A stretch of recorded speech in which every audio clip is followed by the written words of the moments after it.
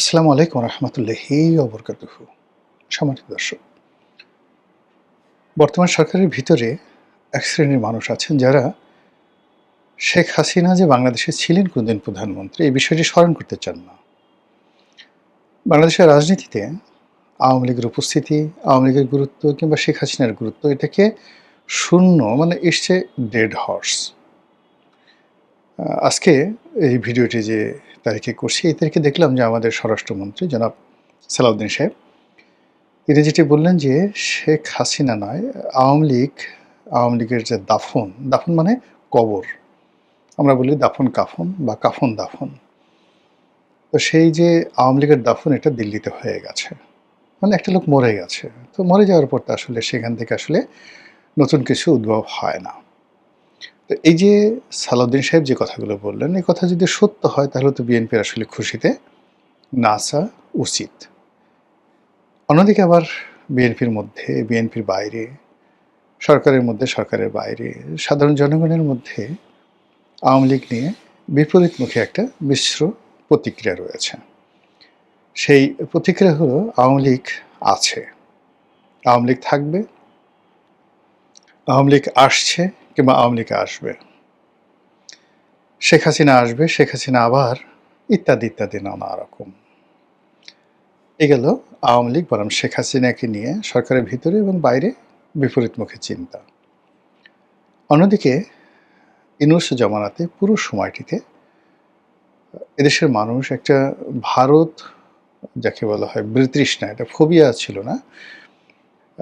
শেখ হাসিনার জমানাতে একটা ভারত ফোবিয়া ছিল যে ভারত বাংলাদেশের জন্য আসলে একটা হুমকি স্বরূপ। তারা পাখির মতো মানুষ মারে, তারা দাদাগিরি করে, তারা সিকিমের মতো বাংলাদেশ দখল করতে পারে, তারা কাশ্মীরের মতো বাংলাদেশ দখল করতে পারে, ইত্যাদি ইত্যাদি নানা রকম কথাবার্তা। তো এই যে ভয় এবং আতঙ্ক, সেই আতঙ্কের কারণে মানুষের মনে একটা বিতৃষ্ণা তৈরি হয়েছিল ভারতের বিরুদ্ধে, যেটিকে আপনি ভারত ফোবিয়া বলতে পারেন।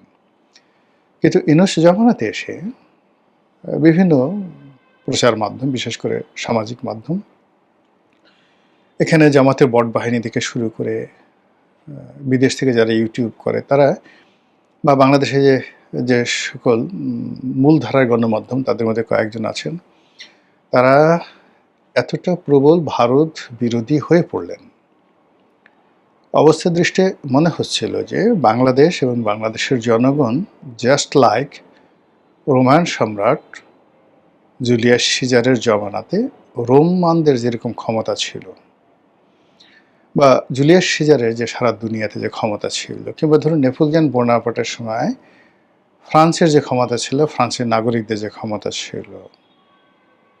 তো এরকম যে একটা অবস্থা, অথবা মহারানী ভিক্টোরিয়ার সময়টাতে ব্রিটিশ নাগরিক এবং ব্রিটিশ সাম্রাজ্যের যে আধিপত্য ছিল সারা দুনিয়াতে, বাংলাদেশ সম্ভবত ওই পর্যায়ে চলে গেছে। আর অন্যদিকে ভারত হলো বাংলাদেশের জন্য একটা ছোট্ট কলোনি। আমরা ইচ্ছে করলে মায়ানমারের মংডু পর্যন্ত দখল করতে পারি, কেন আমরা আরাকান রাজ্য দখল করে নিচ্ছি না? এই ধরনের প্রচারণা আমাদের দেশে ইউনূস জমানাতে প্রবল ছিল।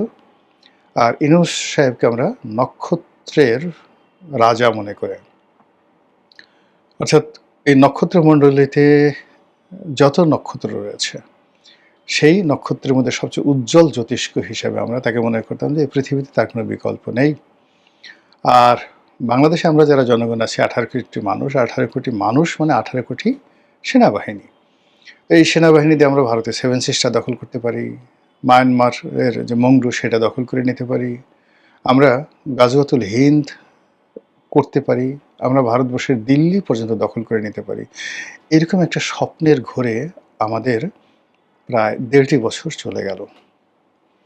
চলে যাওয়ার পর নানা রকম ঘটনা, উত্থান পতন, নানা রকম পদ্মার আড়ালের খেলাধুলার একটা প্রেক্ষিতে আমরা একটা সংসদ পেলাম, একটা ভোট হলো, তারপরে সংসদ পেলাম, প্রধানমন্ত্রী পেলাম, বিরোধী দলীয় নেতা পেলাম, সংসদ চলছে, আমরা জুলাই আগস্ট বিপ্লবের নেতাদের পেলাম, আরও অনেক কিছু পেলাম। কিন্তু সব কিছু খাওয়ার পরে হাওয়াই মিঠাইয়ের মতো, আপনারা যারা হাওয়াই মিঠাই খেয়েছেন, এইরকম বিশাল ছিঁড়ে মুখের মধ্যে দিবেন আর গলে যাচ্ছে, বোঝা যাচ্ছে না যে মুখে আপনি আসলে কি খেলেন, না চকলেট, না কোনো কিছু, না বাতাস, না তুলা, এরকম হাওয়াই মিঠাই। এখন গত ২ বছর ধরে আমরা প্রায় সব ক্ষেত্রে হাওয়াই মিঠাই খেয়ে যাচ্ছি। একটি ন্যারেটিভ, একটি বিষয়, একটি বস্তু একেবারে ফিজিক্সের ভাষা অনুযায়ী স্ট্রাকচার হিসেবে, অবকাঠামো হিসেবে আমাদের এই রাজনীতিতে, অর্থনীতিতে, সমাজ ব্যবস্থায় মডেল রূপে দাঁড়ায়নি। সবকিছুই ফ্লাকচুয়েটিং করছে গত ২ বছর ধরে। ফলে দুর্ভাগ্য এবং অনিশ্চয়তা আমাদেরকে তাড়া করছে, প্রতিটি মানুষকে। যার, যার অবস্থানে থেকে আমরা কোনো মানে কাজ করতে পারছি না, চিন্তা করতে পারছি না, স্বপ্ন দেখতে পারছি না এবং একটা প্ল্যান বা পরিকল্পনা তৈরি করতে পারছি না। This is a huge problem. বিশাল একটা সমস্যা। এখন এই সমস্যাগুলো দূর করার জন্য সবার আগে যেটি দরকার সেটা হলো আমি যা করছি সেই ব্যাপারে আমার একটা অবকাঠামো থাকতে হবে। মানদণ্ড থাকতে হবে। আমি যা স্বপ্ন দেখছি একই অবস্থা। আমার যারা প্রতিপক্ষ তাদের সম্পর্কেও আমাদের একটা ধারণা থাকতে হবে। তো এখানে ভারত এখন বিশ্বের অন্যতম পরাশক্তি। আপনি গিয়ে দেখুন আমরা যে পরাশক্তিগুলো আগে মনে করতাম বিশ্বের ৫ টি পরাশক্তি। সেই ৫ টি পরাশক্তির যে অবস্থা এর মধ্যে ধরেন ফ্রান্স এবং ইংল্যান্ড, এই দুটো পরাশক্তি এখন আর পরাশক্তি নেই বললেই চলে। আমেরিকা এবং রাশিয়া তারা পরাশক্তি আছে, কিন্তু তাদের অর্থনীতি, তাদের সমাজ ব্যবস্থা যে কোনো একটা যুদ্ধ চালিয়ে নেওয়ার মতো যে পরিবেশ পরিস্থিতি, সেই সফট পাওয়ার রাশিয়ার শূন্য, আমেরিকার কোনো সফট পাওয়ার এখন আর আগের মতো নেই। ফলে আমেরিকা এবং রাশিয়া এখন বলতে গেলে সামন্তরাল চলে আসছে। নতুন যে বন্দোবস্ত, নতুন যে পৃথিবী, সেই নতুন পৃথিবীতে চীন বলতে গেলে ১ নম্বর পরাশক্তি, তারপরে ভারত।